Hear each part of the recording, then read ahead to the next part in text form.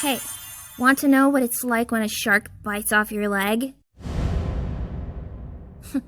This is all about how I went out for a day trip. Not all of me came back again. I'm Amy.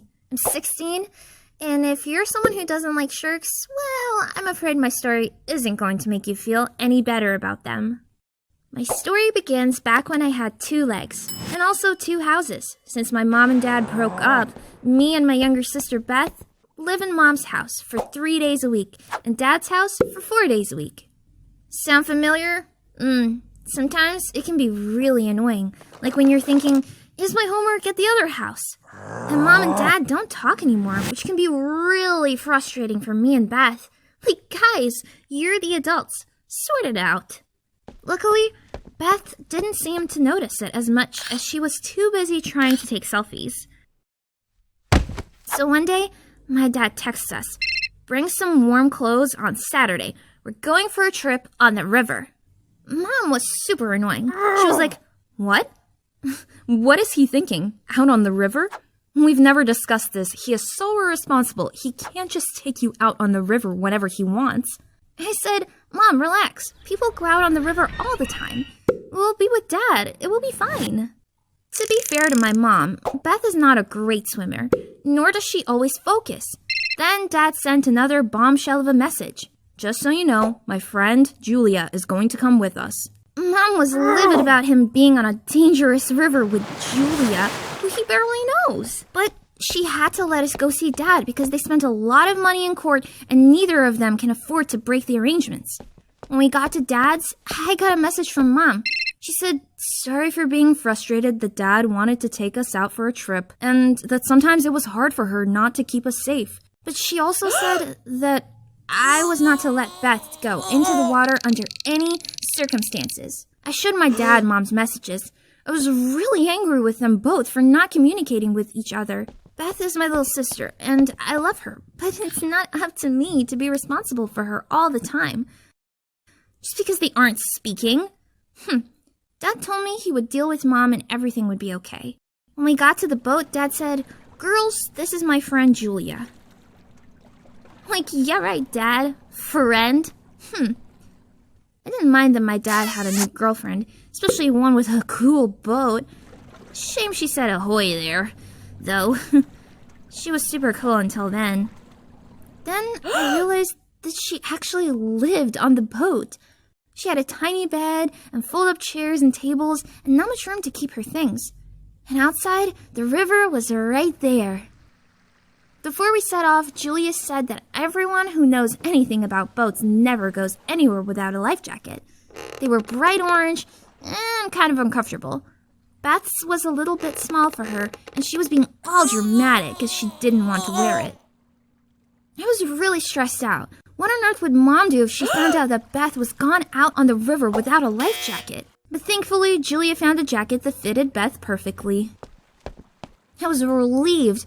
No, I didn't have to worry about Mom and Dad having another huge fight about us. The trip was so fun, but I'm guessing you want to know when the shark comes in. Hold on tight. You're going to need a bigger seat. So I asked to swim off the boat, but when I dipped my hand in, it was freezing. No way. I never got why ice baths became a trend. And Dad and Julia did one of those grown-up looks like, this is going really well. And then everything started to go wrong. Another boat pulled up beside us. Julia called out, ahoy there, Tom. I mean, do they really still say ahoy there? Anyway, Tom called ahoy there back, so I guess they do. But then shock, horror. He told us that some people down the river had reported seeing a shark. I was like, okay, we've all seen and learned from the movie. Let's get back to the shore.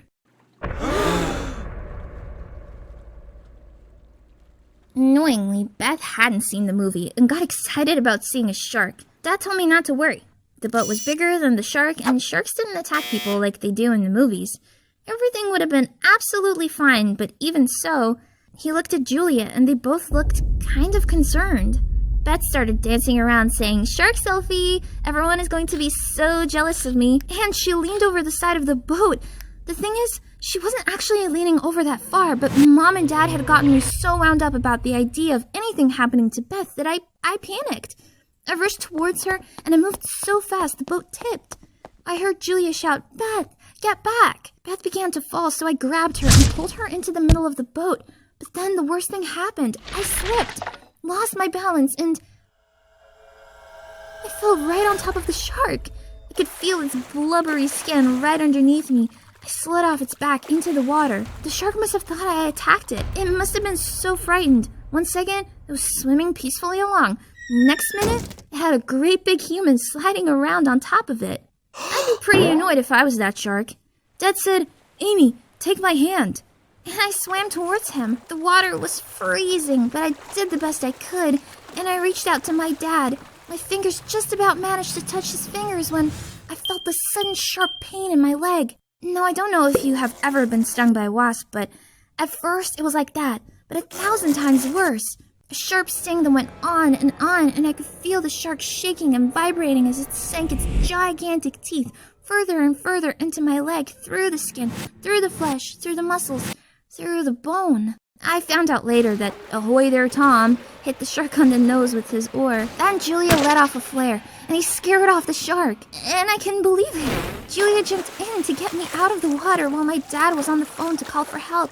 Between them, Tom and Julia had sent the shark away and saved my life. Luckily for me, I was airlifted straight to hospital. I had lost a lot of blood in the water and nearly bled to death, and I was suffering from shock. I went straight into surgery, and the doctors tried their best to save my leg, but the power of the shark's jaws had crushed my bones. Later that night, Mom and Dad had to make a difficult decision. My leg was so badly injured that trying to save it would put my life in danger. My leg needed to be amputated.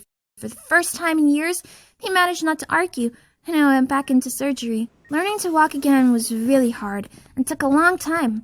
I was in hospital for weeks and missed tons of school, but I did get to be in the local paper. There aren't many sharks that swim in fresh water, especially not 600 miles away from the sea. So meeting a 500-pound, 7-foot-long adult bull shark was pretty unlucky. The people from the news asked me if I hated sharks now, but actually I don't. It's not the shark's fault. I fell right on top of it. Shark attacks on humans are incredibly rare, and the shark wasn't trying to eat me. Learning to live without one leg has been tough, but it's not the end of the world. And some good things came out of our trip on the river. Mom and Dad realized that the things they had been fighting over weren't as important as they thought, and started to talk again. Beth told Mom how Julia had thought about our safety first and how she had jumped in to save my life. And would you believe it? Mom met Tom and they became friends. Grown-ups, we know you're all dating. And guess what? Tom also lived on a boat, so now instead of living between 2 houses, we live between 2 boats. The day trip on the river has changed my life forever, but I'm learning how to adapt. And I'm thankful the shark didn't just get its jaws around more of me.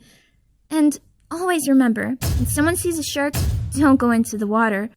Comment, "We love Ahoy there, Tom," if you want to find out how Mom and Tom's friendship took a spooky turn.